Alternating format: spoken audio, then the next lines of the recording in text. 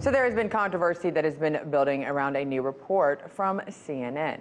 Now, this report claims that according to the famous anonymous sources, the CIA was forced to pull one of its most covert spies out of Russia over concerns about President Trump. RT's Rachel Blevins joins me now with the details. Now, listen, Rachel, I don't like to usually go after all of these other media folks sometimes, and we're not going after CNN. We're going after a report that they published. So can you actually just go through the details of it and the origins of this original CNN report? Right. So we have this report from CNN citing, of course, anonymous sources, which lays out this dramatic narrative that claims that the CIA was forced to withdraw one of their top most high-level spies from Russia back in 2017. Now, in the story that they published, they specifically said that at the time, the removal was driven in part by concerns that President Trump and his administration repeatedly mishandled classified intelligence and could contribute to exposing the covert source as a spy. Now, this is really interesting because if you read CNN's story on it, it makes it sound like everything was fine with this spy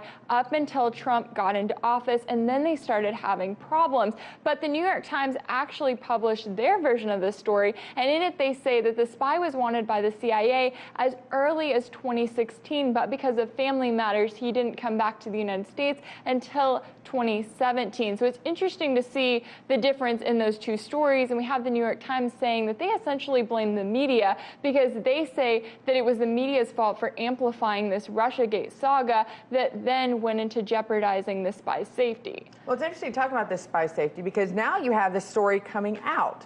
So how have the U.S. and Russian officials reacted to this story that, once again, anonymous sources, and we don't have any actual tangible evidence published in these stories to back up these claims? Right, exactly. So we have the CIA coming out and denying the report, and a spokesperson for the CIA also said specifically that Trump's behavior would not be the driving force behind an operation like this. She then went on to say further that CNN's narrative that the Central Intelligence Agency makes life or death decisions based on anything other than objective analysis and sound collection is simply false. Then President Trump did speak out on this, and he actually agreed with the CIA. Which is a first. He usually doesn't. Exactly. Take a listen to what he had to say. No, I know nothing about it. I see the CIA responded perfectly. So whatever the CIA said is fine with me, but I heard they responded perfectly. I know nothing. So we have an interesting response from President Trump there, and then at the same time, a spokesperson for Russia's president also spoke out, and he said that there was a man by the name of what they believe that this alleged informant is called, who worked for the Russian government, but he said that he was eventually fired, and he also said that he wasn't some kind of senior official. He said that he had very basic duties and never had access to classified information. He also went on in a statement to say, quote, all the U.S. media discussions about someone urgently extracting someone and saving someone, it is, as you know, sort of a pulp fiction genre. So we have a lot of different statements coming out here, but they all seem to be saying that they don't agree with these reports coming from CNN. Well, he says pulp fiction. I kind of think of Jason Bourne because nobody ever has seen this person, but that person existed. We still, what I'm more worried about this is kind of like in middle school. You just create this story, you don't back it up, but it could actually do a lot of damage, not both diplomatically as well as within the trust people have.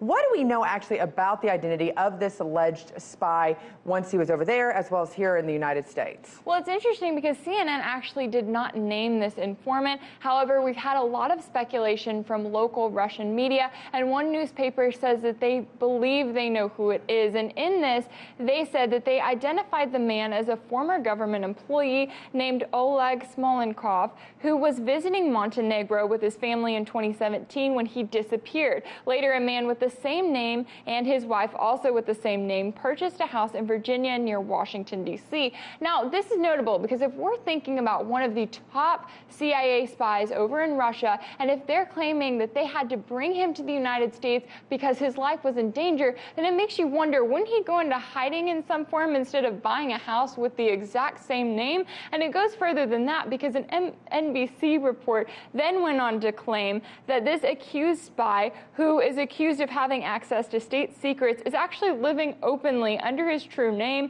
and NBC was able to send a team to his house here in D.C. to just go right up and ring his doorbell. So it does raise a lot of concerns about the safety of this man specifically and his family as we see more coming out about this report, but it also raises even more questions about CNN continuing to use anonymous sources and being accused of trying to continue this Russiagate saga once again. Once again, though, Rachel, this is accountability. Now you've got this man, his family has been named, they've been harassed. If he isn't a part of this, he's going to expect, we're going to need answers on this, whether it was true or not, and we'll find out whether this is the reason why people don't trust the media. Hopefully we'll get answers soon. It won't take a congressional investigation, but we'll do what it takes. Thank you, Rachel, for covering it. Thanks. Hey YouTube, thanks for checking out our channel. We hope you enjoyed the video. We have tons of content for you just like this. For more of RT America's one-of-a-kind news and analysis, be sure to subscribe and never stop questioning more.